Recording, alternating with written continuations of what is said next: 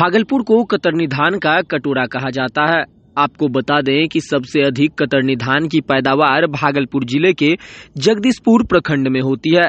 इतना ही नहीं, यहाँ का कतरनी चूरा व चावल दोनों ही विदेशों में भी मशहूर है। इसको जीआई टैग भी मिला हुआ है। लेकिन किसान अभी भी पौराणिक तरीके से खेती करते आ रहे हैं। कई बार खेतों में फसल नष्ट होने लगता है।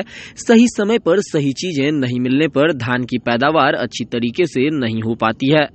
गुणवत्तापूर्ण खेती के लिए अब आत्मा किसानों को प्रशिक्षण देगी। इसका लाभ किसान ले पाएंगे। इसके लिए किसानों को पहले आवेदन देना होगा, उसके बाद किसानों को ट्रेनिंग दी जाएगी। आत्मा के निदेशक प्रभात सिंह ने बताया कि किसानों को यहाँ के एक्सपर्ट ट्रेनिंग देंगे। उसमें मिट्टी की गुणवत्ता से लेकर कटाई करने तक की बात बताई जाएगी। अगर किसान यह ट्रेनिंग लेना चाहते हैं तो कृषि भवन भागलपुर में जाकर आत्मा से संपर्क कर सकता है। वहीं निदेशक ने बताया कि अगर आप ट्रेनिंग के बाद कृषि करते हैं तो आपको खेती में ज्यादा मुनाफा होगा, पैदावार भी अच्छी होगी। इसका मुख्य कारण है कि ट्रेनिंग के बाद गुणवत्तापूर्ण खेती होगी। समय पर किसान उसकी बीमारी व सिंचाई इन सभी चीजों को समझ पाएंगे।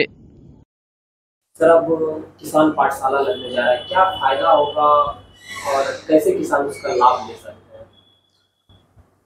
देखिए, भागलपुर जिले में जो कतरनी धान है और जर्दालू आम है, ये दो उत्पाद कृषि का ऐसा है जिसको जीआई प्राप्त है, जिसका ज्योग्राफिकल आइडेंटिफिकेशन प्राप्त हुआ है।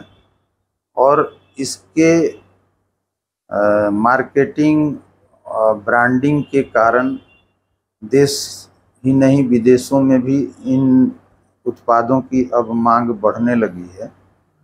और वैसे आत्मा के द्वारा किसान पाठशाला का आयोजन किया जाता है, जिसमें हम 25 प्रगतिशील किसानों का चयन करते हैं और एक प्रोग्रेसिव फार्मर के नेतृत्व में इस पाठशाला का कुल 26 किसानों के लिए संचालन होता है।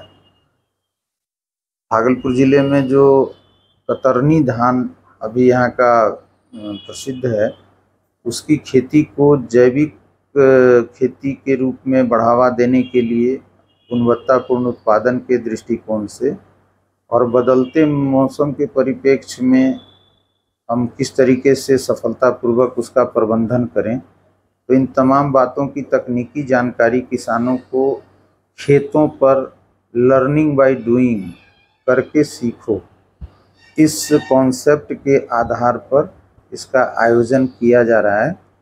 और इसमें हमारे जो कुछ कतरनी धान उत्पादक क्षेत्र हैं, जो प्रखंड हैं, पंचायत हैं, जहाँ पे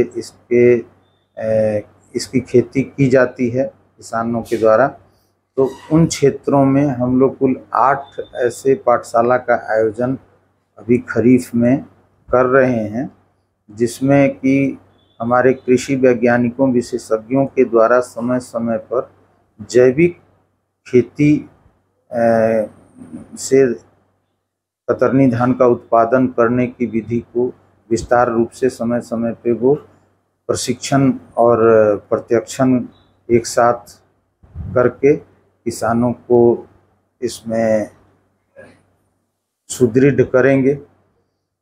चूँकि बारिश का अभाव है और इस समय हम लोग देख रहे हैं कि ये जो कतरनी धान की खासियत है कि इसकी बुआई हम लोग थोड़ी विलंब से करते हैं।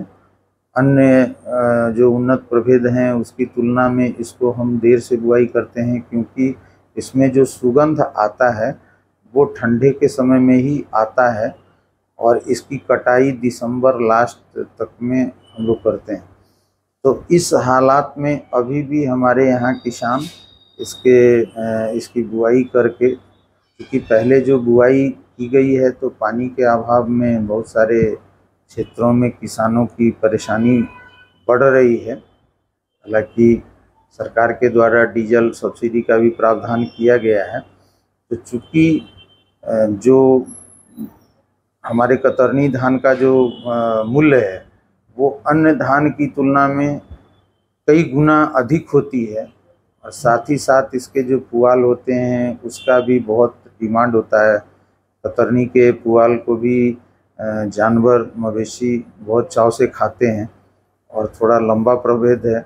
इसमें रासायनिक खाद का उर्वरक का प्रयोग काफ़ी कम होता है, जिससे ये कम खर्च में अच्छा मुनाफा किसानों को दे सकता है। इसलिए हम लोग आत्मा की ओर से इसके प्रचार प्रसार में लगे हुए हैं और 8 किसान पाठशालाओं का सफल संचालन हम लोग शुरू कर रहे हैं।